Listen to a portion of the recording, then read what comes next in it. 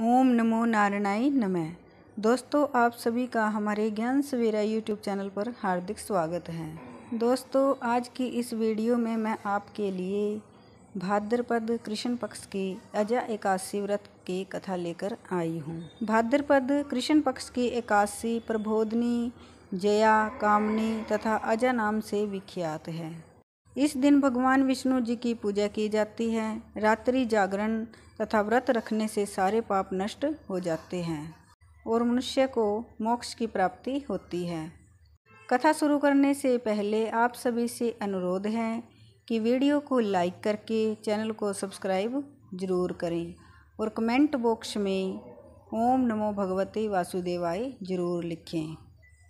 आइए सुनते हैं अजा एकादशी व्रत की कथा। कुंती पुत्र युधिष्ठिर बोले कि हे जनार्दन, आप मुझे भादों की कृष्ण पक्ष की एकादशी के बारे में बतलाइए।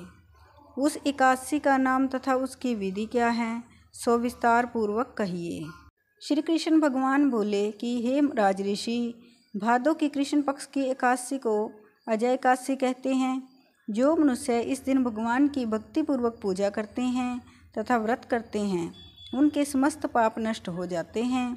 इस लोक और परलोक में सहाय करने वाली इस एकादशी व्रत के समान विश्व में दूसरी एकादशी नहीं है। इस एकादशी की कथा इस प्रकार है। प्राचीन काल में एक चक्रवर्ती राजा हरिश्चंद्र राज्य करता था। वह अत्यंत वीर, प्रतापी तथा सत्यवादी था। उसने किसी अज्ञात कर्म तथा प्रतिज्ञा से राज्य को त्याग दिया और अपनी स्त्री तथा पुत्र को बेच डाला। वह स्वयं एक चंडाल का सेवक बन गया था। उसने इस चंडाल के यहाँ कफन लेने का काम किया, परंतु उसने इस आपत्ति के काम में सत्या को नहीं छोड़ा। जब इस प्रकार रहते हुए उसको बहुत वर्ष बीत गए तो उसे अपने इस नीच कर्म पर बड़ा दुख हुआ और इससे मुक्त होने का उपाय खोजने लगा। वह उस जगह सदैव इसी चिंता में लगा रहता था कि मैं क्या करूं।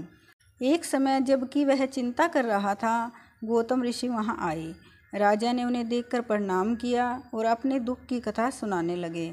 महर्षि गौतम राजा के दुख से पूर्ण वाक्य को सुनकर अत्यंत दुखी हुए और राजा से बोले कि हे राजन, भादों के कृष्ण पक्ष में अजा एकादशी होती है। एकादशी का विधि पूर्वक व्रत करो तथा रात्रि जागरण करो, इससे तुम्हारे समस्त पाप नष्ट हो जाएंगे। गौतम ऋषि राजा से इस प्रकार कहकर अंतर्ध्यान हो गए। हे राजन, यह सब अजा एकादशी के व्रत का प्रभाव था। जो मनुष्य इस व्रत को विधि पूर्वक करते हैं तथा रात्रि जागरण करते हैं, उनके समस्त पाप नष्ट हो जाते हैं और अंत समय स्वर्ग को जाते हैं। इस एकादशी की कथा के श्रवण मात्र से ही अश्वमेध यज्ञ का फल मिलता है। बोलिए लक्ष्मी नारायण भगवान की जय।